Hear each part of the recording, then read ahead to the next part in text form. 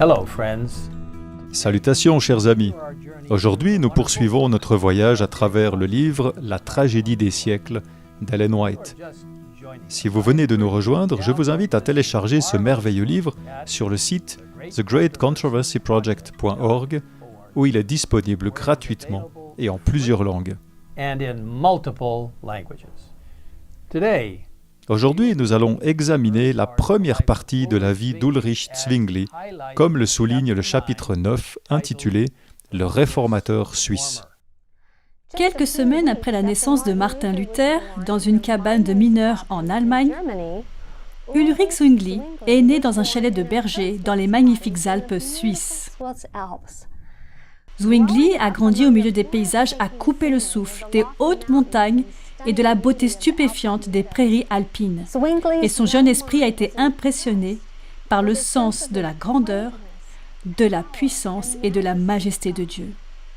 En plus de ces magnifiques scènes, le jeune garçon avait la chance d'avoir une grand-mère dévouée qui partageait avec lui des histoires bibliques inspirantes qu'elle avait soigneusement apprises au fil des années.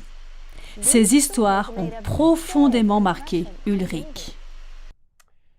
Il est apparu très tôt que Zwingli avait un esprit vif et à l'âge de 13 ans, il a été envoyé étudier dans la ville de Berne où se trouvait l'école la plus prestigieuse de Suisse. Le jeune adolescent s'est rapidement distingué par ses talents naturels d'orateur et d'écrivain, ainsi que par son génie pour la musique et la poésie. Cela attira l'attention des frères dominicains et franciscains qui tentèrent d'attirer Zwingli dans leur monastère pour qu'il devienne moine. Heureusement, le père de Zwingli a été informé des intentions des frères et a ordonné à son fils de rentrer immédiatement à la maison. Zwingli a obéi à son père et est rentré immédiatement chez lui. Mais après un certain temps, il a poursuivi ses études, cette fois dans la ville de Bâle. C'est là que Zwingli a entendu parler pour la première fois de la merveilleuse grâce de Dieu. L'un de ses professeurs, Wittenbach, qui enseignait les langues anciennes, avait été conduit aux Saintes Écritures en étudiant le grec et l'hébreu. Grâce à son étude, il avait découvert par lui-même la vérité de l'Évangile. Il a partagé cette lumière divine avec ses étudiants, déclarant qu'il n'y avait une vérité plus ancienne et d'une valeur infiniment plus grande que les théories des savants et des philosophes, à savoir, disait-il à ses étudiants, que la mort de Jésus est la seule rançon du péché.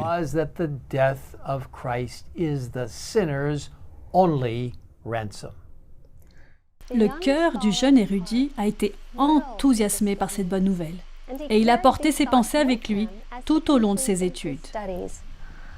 Bien qu'ordonné prêtre, Zwingli a continué à chercher la vérité divine.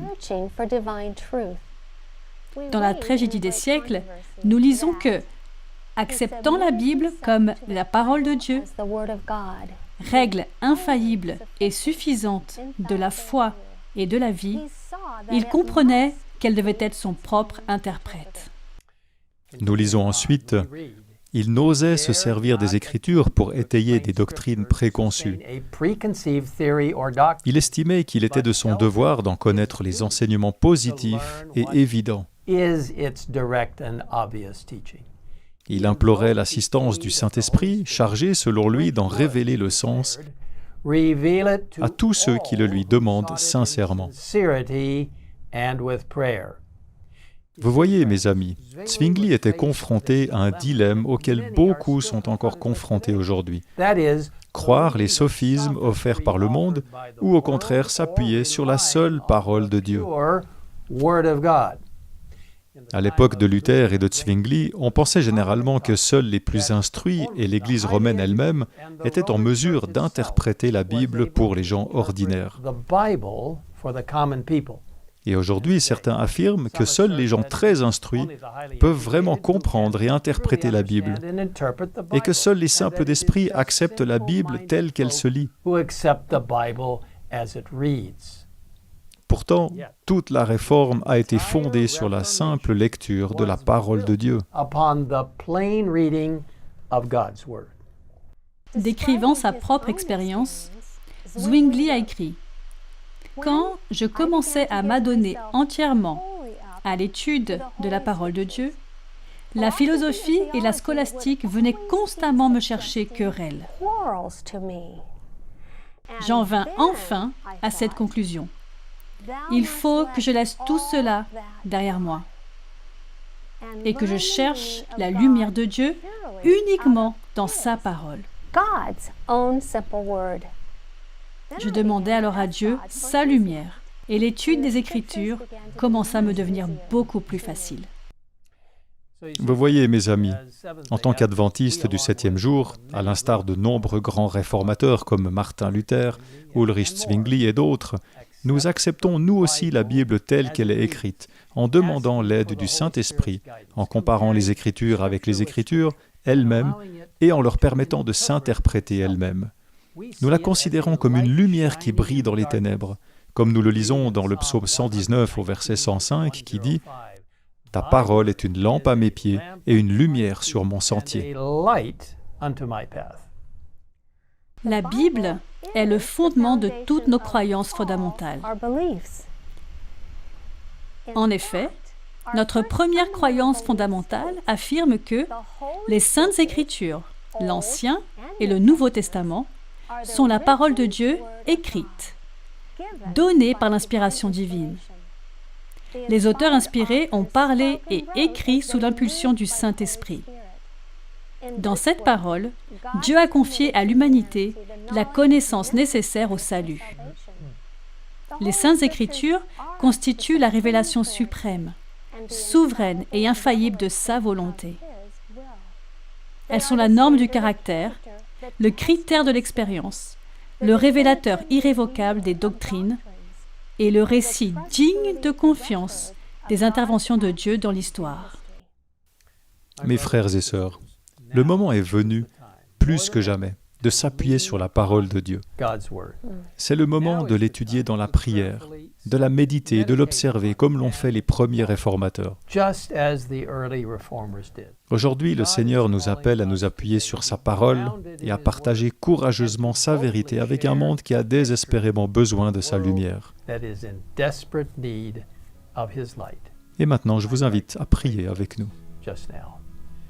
Père Céleste, merci de nous avoir transmis au fil des siècles la parole inspirée de Dieu. Ces 66 livres pleins d'instructions, de reproches, de corrections, d'avertissements et d'espérance qui sont le fondement sur lequel nous basons notre compréhension de toi.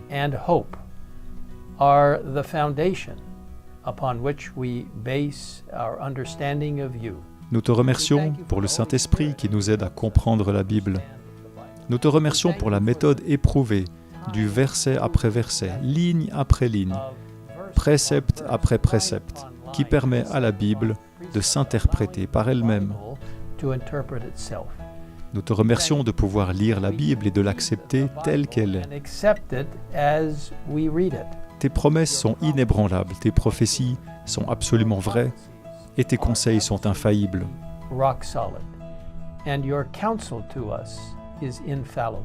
Merci Seigneur pour la parole de Dieu. Aide-nous à la lire, à la promouvoir, à la partager et à la croire.